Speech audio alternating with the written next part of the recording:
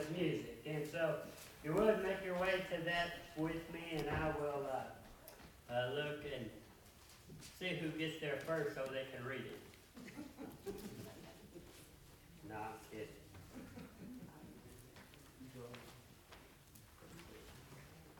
All right, John chapter 1, let's look at verses 1 through 14. This is the sound of Christmas, and what we're saying is the Word and what it means to you and to us. It's good to see this family here visiting with us today. I didn't make it back there to say hi, but I will greet you at the door, and we just want to welcome you this morning to our services, and I hope that we can just get to know you a little bit better. So thank you for joining us today.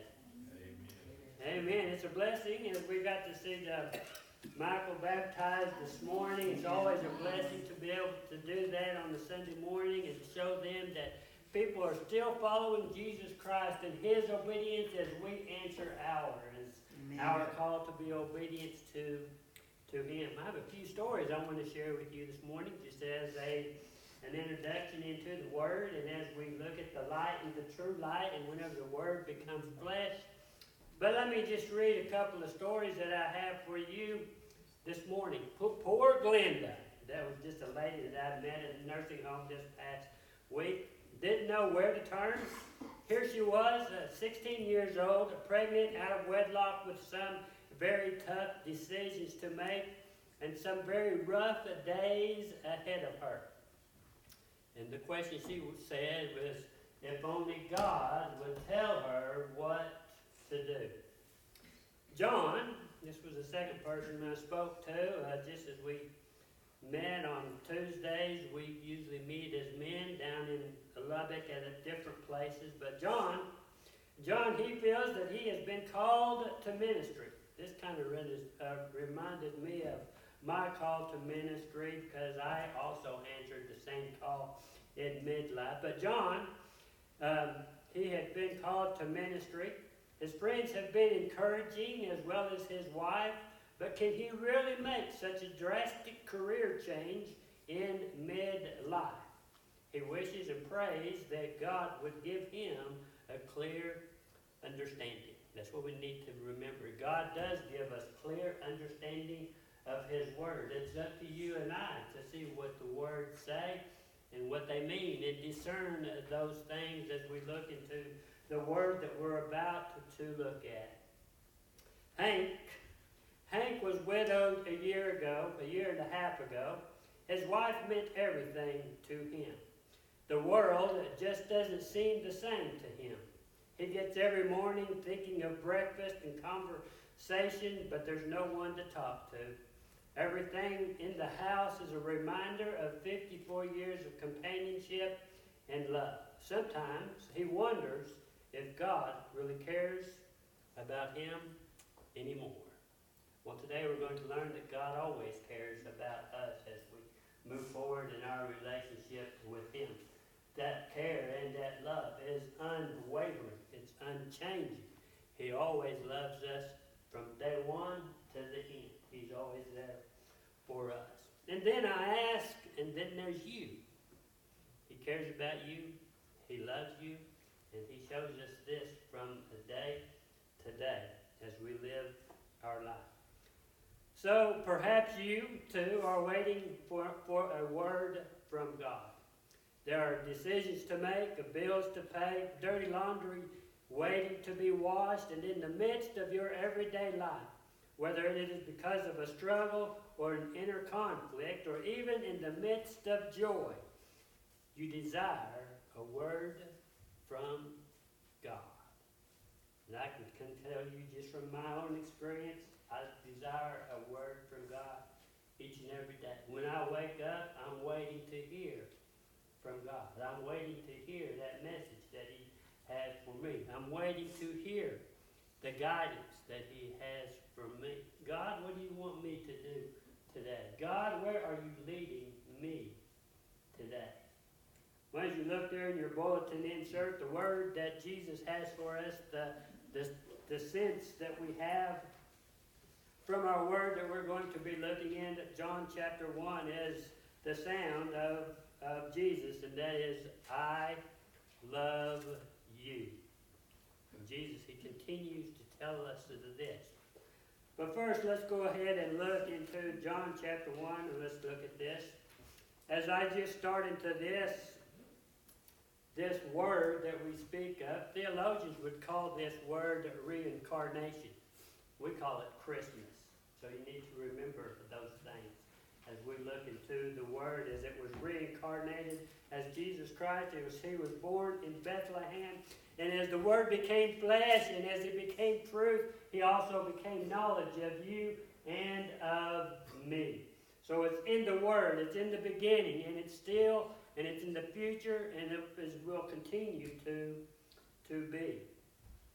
So let's just continue here. The sound of Christmas is I love you. Verse 1 of chapter 1 says, in the beginning was the Word, and the Word was with God, and the Word was God.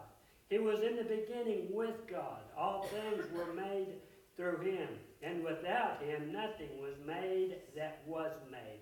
In him was life, and the life was the light of men. And the dark shines in the darkness, and the darkness did not comprehend it. Oh, it never does. The darkness never comprehends the love of Jesus Christ. That's why we are the light. People see us, out, and they see our face, they see the peace in our hearts, they see the joy in our hearts, they see the hope in our hearts, and they see Jesus through you and through I. So that's what we need to remember. They don't comprehend the darkness. The darkness doesn't comprehend the love of Jesus Christ. But our hearts do. Our hearts recognize the light of Jesus because it's truth, because it's real, because it's for each and every one of us. So as we accept Jesus Christ as our personal Lord and Savior, we begin to show that, we begin to comprehend his love for each and every one of us. Let's go ahead and look down here where we're at and look at verse 8 with me. Verse 8 says, he was not that light, but was sent to bear witness of that light. That was the true light which gives light to every man coming into the world. He was in the world, and the world was made through him, and the world did not know him. He came to his own, and his own did not receive him. But as many as received him, to them he gave the right to become children of God, to those who believe in his name, who were born not of blood, nor of the will of the flesh, nor of the will of man, but of God. And verse 14 says, and the Word became flesh and dwelt among us, and we beheld his glory, the glory as of the only begotten of the Father, full of grace and full of truth. A little boy who was working on a picture, sitting at the kitchen dining room table, and his dad was just kind of watching him, with these different colors, and he was trying to draw this picture. And his dad says, son, what are you drawing there? He says, I'm drawing a picture of God. The dad says, no, you can't do that. Nobody knows what God looks like. The little boy responds, they will in just a minute. Well, Dad is right. We don't know what God looks like, but we do know what his heart is, and we know what his heart is saying. So it's just kind of interesting as we are satisfied just knowing that Jesus loves us and that God sent his Son to be the Savior for our lives. He is the Lord and Master of our lives, for you and for me.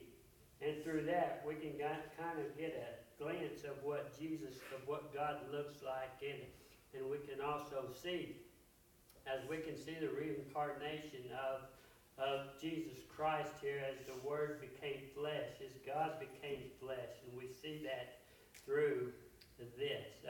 That's exactly what happened when Christ came, time and time again in the life of Jesus. We are made aware of God's love, and we continue to see that through his Word. We continue to see how he is active in our lives and how he gives us strength and how He continues to give us peace. Even though we're having struggles, even though we're facing difficult times, we can still have peace because of Jesus Christ and what He done for you and for me. So that's why we can have joy today, because of His activity in our lives. We always want to say, well, God is yelling at us or God is upset with us. Here we see God in a whispering way saying, come to me. Come and I will receive you as you are. So He's not always that one that is yelling at us. I just want to share a few verses with you as we just go through the New Testament here to a couple scriptures here in John. First, go to John chapter 13, verse 1.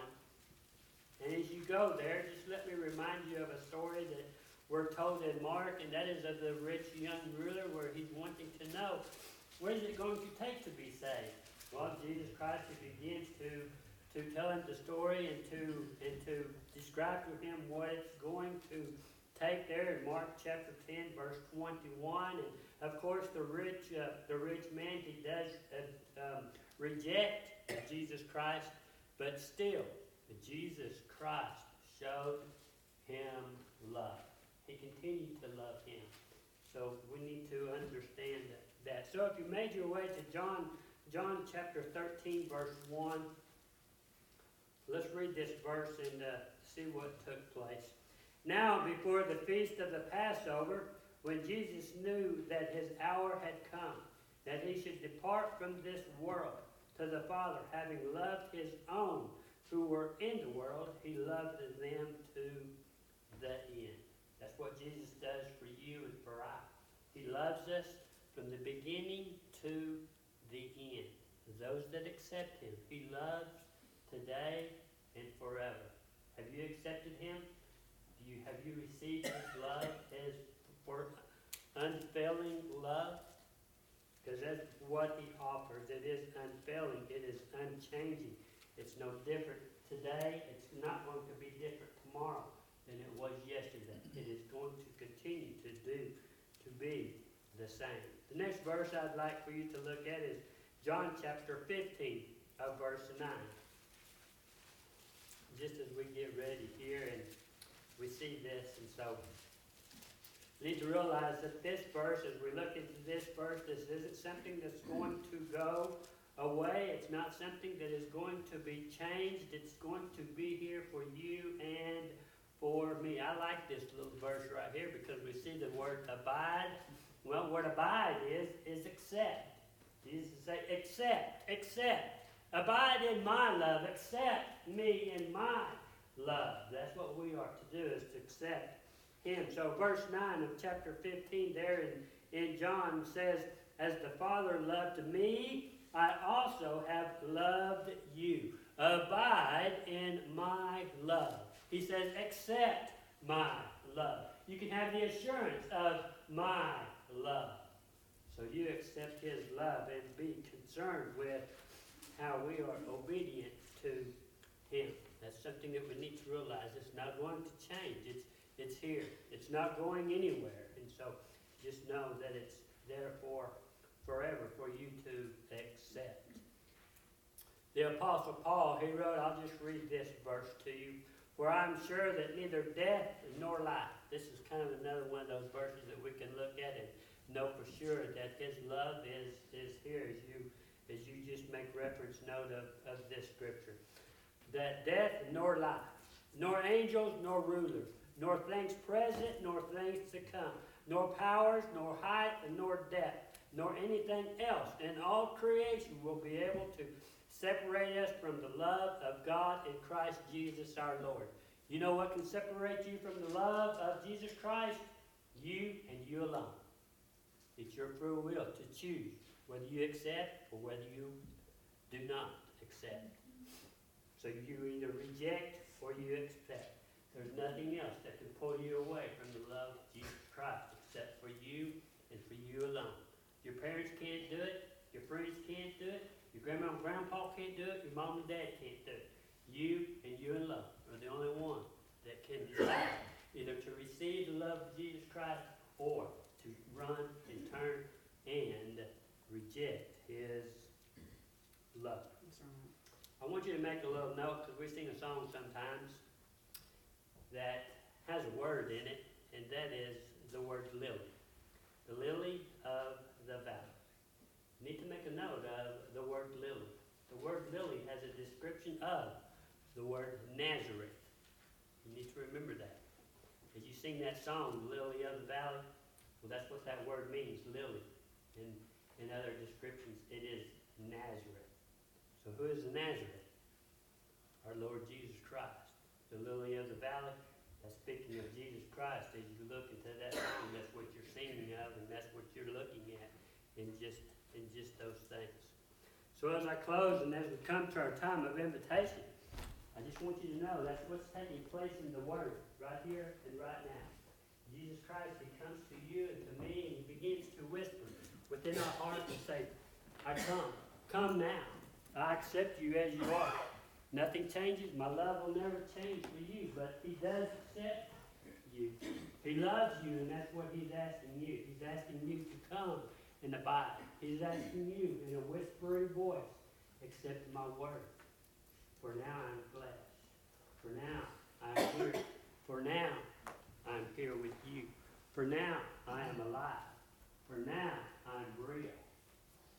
You see the word that became flesh. And His strength began to change the world. But it's that one little word, accept, that He's looking for. Accept. Abide in me. Abide in my love. And He's looking for you to obedience as He calls you and as He calls me to love Him and to put our faith in Him, that He answers and that He defends our hearts and our faith as He guides us and as He gives us the strength to walk according to His will and not of our own. So as we stand and we open our time of invitation, let's turn and sing. There's a song in the air.